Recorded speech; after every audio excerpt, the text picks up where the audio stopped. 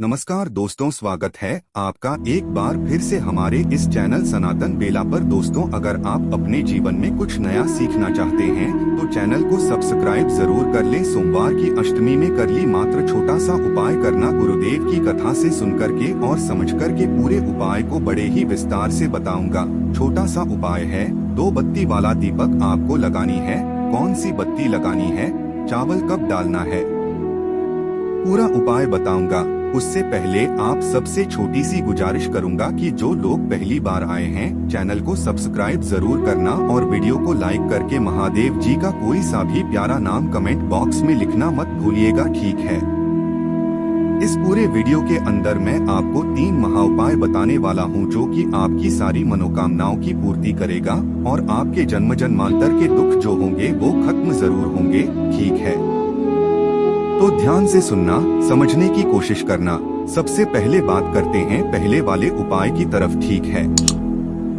देखिए, पहले वाला जो उपाय है ना, मैंने आपको 2 बत्ती वाला दीपक किन लोगों को करना है कि अगर आपके जीवन में बहुत दुख है, बार बार कोई ना कोई दुख आ जाता है, ठीक है ना, दुख खत्म होने का नाम ही नहीं ले रहे हैं, तो गुरुदेव ने अपनी कथा में बताया था कि इस समय आपको जो स्मरण करना चाहिए वो शिव और शक्ति का स्मरण करना चाहिए, शिव और शक्ति का स्मरण करना चाहिए, ठीक है ना। अब इसके लिए आपको करना क्या होगा, मात्र आपको लेना होगा एक दीपक। अब इस एक दीपक के अंदर आपको लगानी होगी 2 बत्ती, है ना। जैसा कि आपने चित्र में देखा बत्ती लगानी है। अब बत्ती कौन सी लगानी है, ध्यान रखना, गोल बत्ती लगाना। जैसे एक बत्ती ये लगी हुई है ना, दूसरी बत्ती एक और गोल बत्ती यहाँ पर लेना, ठीक है। और इस तरीके से आपको 2 बत्तियां लेनी होगी गोल, और इसके अंदर भरना क्या है, गाय माता का घी, ठीक है। गाय माता का घी भरना, ठीक है। अब इसी के साथ में आपको ले लेना होगा चावल। कितने चावल लेने हैं ये ध्यान रखना, मात्र आपको लेना होगा एक चावल जो कहीं से भी खंडित ना हो, अक्षत होना चाहिए। इसीलिए इसे भी कहा जाता है जो टूटा फूटा ना होना वही महादेव जी को समर्पित किया जाता है, ठीक है ना। अब इसको चावल को आपको इस दीपक में नहीं डालना है और आपको दीपक अभी प्रज्वलित नहीं करना है, ठीक है ना। माचिस लेना आपको, ये एक दीपक जिसके अंदर आपने दोनों बत्तियां लगाई है, एक चावल का दाना अपने हाथ में लेना है और साथ ही साथ एक लोटा तांबे का जिसके अंदर आपको अपने घर का शुद्ध जल भर लेना, ठीक है ना। इन सभी सामग्रियों को लेकर के कहाँ पर जाना होगा, आपको बेलपत्र के पेड़ के नीचे, ठीक है ना। करना है ये वाला उपाय, वो ध्यान से सुन लो, वो करना होगा आपको सोमवार के दिन, जो भी सोमवार का दिन पड़ जाए उस दिन आपको ये वाला उपाय करना होगा, ठीक है ना। अब देखिए, सबसे पहले जैसे ही आप यहाँ पर पहुँचेंगे उत्तर दिशा की तरफ मुंह डायरेक्शन करके आपको खड़े हो जाना है और उसके बाद आपको एक लोटा शुद्ध जल सबसे पहले इस पेड़ की जड़ों में समर्पित करना होगा। ओम नमः शिवाय, श्री शिवाय का स्मरण करते हुए, किनके नाम से, कुंदकेश्वर महादेव जी के नाम से, ठीक है। इतना कर दोगे, उसके बाद में जो आपने 2 बत्ती वाला दीपक लिया है ना, उस 2 बत्ती वाले दीपक को इसकी पेड़ की जड़ों में रखना और उसे यहाँ पर जला देना, यहाँ पर प्रज्वलित कर देना, ठीक है ना। प्रज्वलित कर देने के बाद में आपको 2 मिनट यहाँ पर बैठना है और उसके बाद में ओम नमः शिवाय मंत्र का स्मरण करने के बाद जो आपने एक चावल का दाना लिया है ना, अपनी कामना कहते हुए कि महादेव जी मेरे इन दुखों का अंत कीजिए, एक के बाद एक दुहक आ जाता है, उस वाले एक चावल के दाने को भी आपको इसी दीपक के अंदर कामना केयर करके डाल देना है। और ये वाला उपाय गुरुदेव ने बताया था कि 4 से 5 सोमवार कर लो, 3 से 4 सोमवार करके देख लेना, असर आपको खुद ब खुद दिखाई देने लगेगा। आपके जन्मों जन्मांतर के जो दुहक है वो खत्म जरूर हो जाएंगे। तो ये तो हो गया पहला वाला उपाय। दूसरा वाला उपाय और अभी चल रहा है सावन का महीना, तो सावन के महीने में तो आपको दुगना फल प्रदान होता है, ठीक है। देखिए, दूसरा वाला जो उपाय है ना, ये किन लोगों के लिए है, ये उन लोगों के लिए है जिन्हें लगता है कि उनकी किस्मत आपका साथ ही नहीं दे रही है ना। जिस कार्य में हाथ डाल रहे हो सफलता मिल ही नहीं रही है, नौकरी के लिए जाते हो नहीं लगती है, किसी बिजनेस को चालू करते हो अच्छे से नहीं चल पाता है, घाटा हो जाता है, कुछ ना कुछ ऐसी समस्या याद आती है, अगर आपकी किस्मत आपका साथ नहीं दे रही है, छोटा सा उपाय करना आपको लेना होगा गाय माता का दूध। कैसा दूध चाहिए? कच्चा दूध, ये ध्यान रखना, जिसे एक बार भी गर्म नहीं किया गया हो, ऐसा दूध चाहिए आपको गाय माता का, ठीक है। और आपको लेनी होगी दूर्वा। अब काफी सारे लोग क्या है ना, दूर्वा अपनी मर्जी से जो मर्जी पड़ती है वो वाली दूर्वा ले लेते हैं। ऐसी दूर्वा नहीं चाहिए, ये चीज ध्यान रख लेना। आपको कैसी चाहिए? जो देसी घास 2 वाली जो दूर्वा आती है ना, ये वाली इस तरीके की आपको दूर्वा चाहिए, ठीक है ना। ऐसी 4 से 5 दूर्वा लेना और इस तरीके का गट्ठर बना लेना है ना। इस तरीके का गट्ठर बना लेना। गट्ठर बनाने के बाद आपको इसी वाले गट्ठर को इसी कच्चे दूध में आपको डाल देना, ठीक है। मतलब कि ये जो आपने गट्ठर बनाया दूर्वा का भी आपने इसी के अंदर दूध के अंदर डाल दिया, ठीक है ना।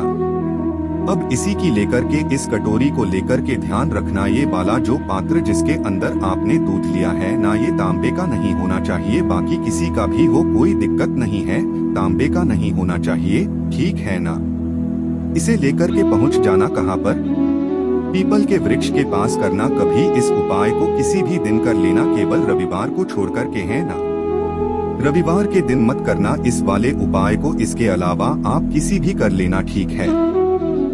और यहाँ पर आपको पिपलेश्वर महादेव जी का स्मरण करते हुए उस दूध की कटोरी जिसके अंदर आपने दूर्वा डाली थी उसे समर्पित कर देना। किनके नाम से? पिपलेश्वर महादेव जी के नाम से। पिपलेश्वर महादेव जी के नाम से समर्पित कर देना। 2 मिनट यहाँ पर खड़े होकर के आपको अपने पितरों का स्मरण करना है और ऐसा करने के पश्चात आपको ओम नमः शिवाय, श्री शिवाय नमो का ध्यान करके आपको अपने घर की तरफ वापस चले आना है। जो व्यक्ति हफ्ते में 1 बार इस उपाय को कर लेता है ना, धीरे धीरे करके उसका भाग्य चमकने हैं। उसका जो भी लक्ष्य साथ नहीं दे रहा होता है, किस्मत साथ नहीं दे रही होती है, उसका भाग्य चमकने लगता है। पूज्य गुरु जी ने जैसा आपने कथाओं में बताया वैसा आसान भाषा में आपको बताने का संपूर्ण प्रयास किया। अब बात करते हैं तीसरा वाला उपाय, जो कि श्रावण के सोमवार के दिन आपको जरूर करना चाहिए। बहुत ही सुंदर, बहुत ही अचूक उपाय है। पहले भी मैं आपको बहुत बार बता चुका हूँ, चाहे कोई सी भी आपकी मनोकामना क्यों ना हो, फिर वो आपकी पूरी होकर के ही रहेगी। मात्र श्रावण के सोमवार इस उपाय को कर लेना, ठीक है। देखिए क्या करना होगा। आपको इस तरीके से एक बेल का फल लेना होगा, ठीक है ना। बेल का फल आराम से मिल जाएगा। इस बेल के फल को करना क्या होगा? जलाना होगा। इसके अंदर कपूर वगैरह जो भी आपको डाल कर के जलाना है उसको अच्छे से जला लेना, ठीक है। अब जलाने के बाद में क्या होगा? इसकी बनेगी भस्म, ठीक है ना। अब जो भस्म बनेगी ना, इस भस्म को आपको छान लेना है ना। छान लेना, क्योंकि मोटे मोटे टुकड़े जो भी होंगे ना वो सारे अलग हो जाएंगे। केवल और केवल प्योर भस्म मिलेगी और उस प्योर भस्म को आपको किसी भी एक सफेद कपड़े में रखना। ये जैसे कि यहाँ पर ये आपने भस्म ली, इस पे रखना और इसकी एक पोटली बना लेना। क्या बना लेना? पोटली बना लेना। ध्यान रखना जो आप सफेद कपड़ा लो ना वो इतना ज्यादा मोटा मत लेना कि उसमें से भस्म निकल ना पाए, ठीक है ना। आपको जैसा वो जालीदार जैसा कपड़ा नहीं आता क्या, थोड़ा सा जो किचन विचन के काम करने में जो सूती कपड़ा आता है उस तरीके का आप कपड़ा लेना, ठीक है ना। जिसमें से क्या है भस्म थोड़ी थोड़ी से अगर आप ऐसे करके हिलाओ तो भस्म निकल करके आए, ऐसा वाला कपड़ा लेना है और इसकी एक पोटली बना लेनी है। मैं तो कहता हूँ आप श्रावण मास के हर एक सोमवार के दिन इस उपाय को कर लोगे ना, इस श्रावण में आपकी सारी मनोकामनाएं पूरी जरूर होगी, ठीक है। पोटली बनाना और इस पोटली को लेकर के जाना कहाँ पर? श्रावण मास के सोमवार के दिन किसी भी दिन चले जाना है ना, कोई से भी सोमवार के दिन आपको ये वाला उपाय करना होगा। सबको पता है कि जो ये वाली जो आपने देखा होगा ज्योतिर्लिंग का यहाँ पर भी जो किया जाता है, जो भस्म आरती करी जाती है वो भी इस तरीके से सफेद पोटली से ही भस्म आरती करी जाती है। जो व्यक्ति श्रावण के सोमवार के अंदर महादेव जी की शिवलिंग का पूजन करने के बाद उनके ऊपर उसी सफेद कपड़े से भस्म को समर्पित करता है, अपनी मनोकामना कह करके मेरा देव आदि देव महादेव मेरा भोला बाबा उनकी मनोकामना उनकी झोली में डाल देता है, चाहे वो कितनी भी बड़ी मनोकामना क्यों ना हो। जो काम दुनिया कोई नहीं कर सकता ऐसा काम भी आपका मेरा देव आदि देव महादेव आपकी झोली में करके डाल देता है। पूज्य गुरु जी ने जैसा अपनी कथाओं में बताया वैसा ही आसान भाषा में आपको बताने का संपूर्ण प्रयास किया। ये वाला जो चित्र है ना, एक तरीके से मान सकते हो कि ऐसी ही आरती जो होती है वो उज्जैन में महाकाल के पास में होती है, महाकाल के मंदिर में होती है। वहाँ पर भी सफेद पोटली से ही इसी तरीके से भस्म आरती करी जाती है। श्रावण के मास में जो मनोकामना होगी पूरी जरूर होगी। पूज्य गुरुजी ने जैसा बताया इस आसान भाषा में आपको बताने का संपूर्ण प्रयास किया। वीडियो पसंद आया हो तो लाइक जरूर करना, साथ ही साथ चैनल को सब्सक्राइब जरूर करना और महादेव जी का कोई सा भी प्यारा नाम कमेंट बॉक्स में लिखना मत भूलिएगा।